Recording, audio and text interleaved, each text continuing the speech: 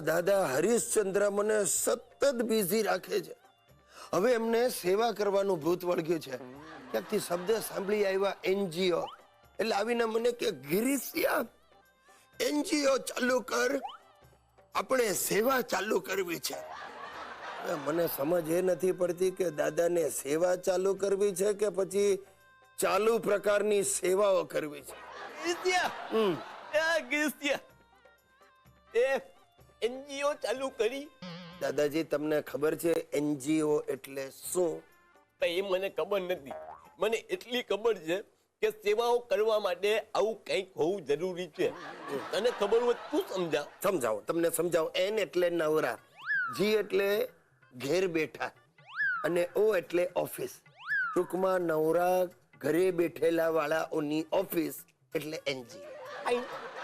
તું ચાલુ કર એટલે હું જ ચાલુ થઈ જાઉં. ચાલુ થઈ જાવ એટલે શું? એટલે સેવા કરવાનું ચાલુ કરી દઉં એમ. કરવું જોઈએ તો એમને એમ સેવા કરો.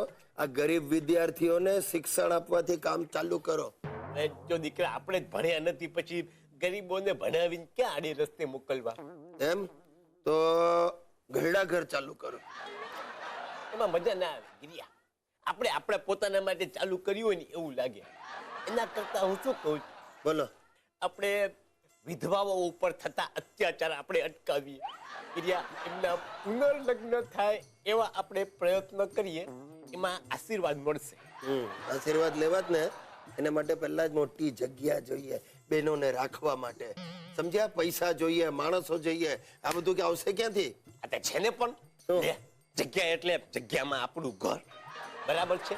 આ 2-3 વિધવા બહેનોને બોલાવીને આપણે કાર્યની શરૂઆત કરીએ અને પછી પૈસાની જરૂર પડે તો મારી બચતમાંથી પૈસા વાપરશું, અને નહીં હોય તો પછી આપણે ગિરિયા ફાળો ઉઘરાવી લેશું. હવે તમારી બચત શું છે ને હું એકલો જ જાણું છું. હજી ઉઘરાણી વાળાઓ રોજ ધક્કા ખાય છે, અને ફાળો ઉઘરાવવા જેવી હાલત તો તમે મારી કરી નાખી છે. ગિરિયા, હવે તું મૂળ વાત પર આવ્યો. NGO એટલે નવરા ગિરીશની ઓફિસ.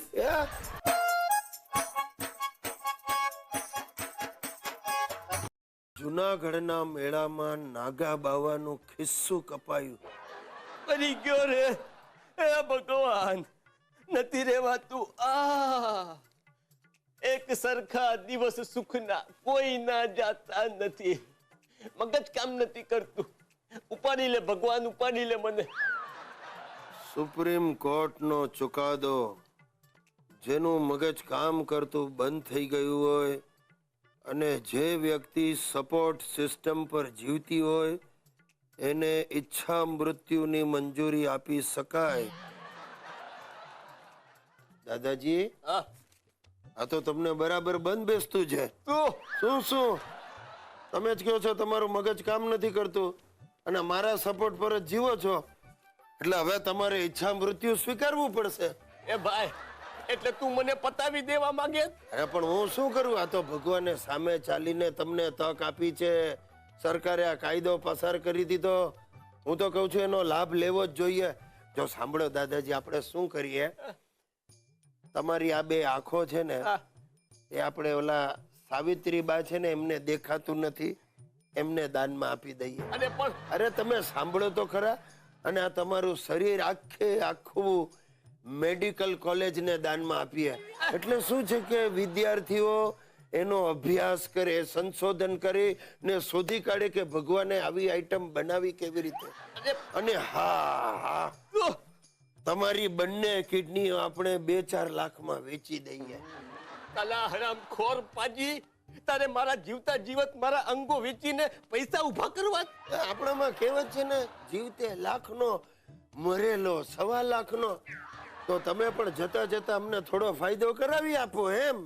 ભાઈ, મારે નથી મરવું પણ હવે. અરે નથી મરવું કેમ? રોજ તો તમે ભગવાનને પ્રાર્થના કરો, ભગવાન મને ઉપાડી લે. ના, આજ પછી ક્યારે નહીં બોલું. ये हुई ना बात.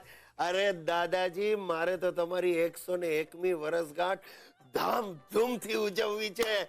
મારે તમારા દુશ્મન મારું દાદલું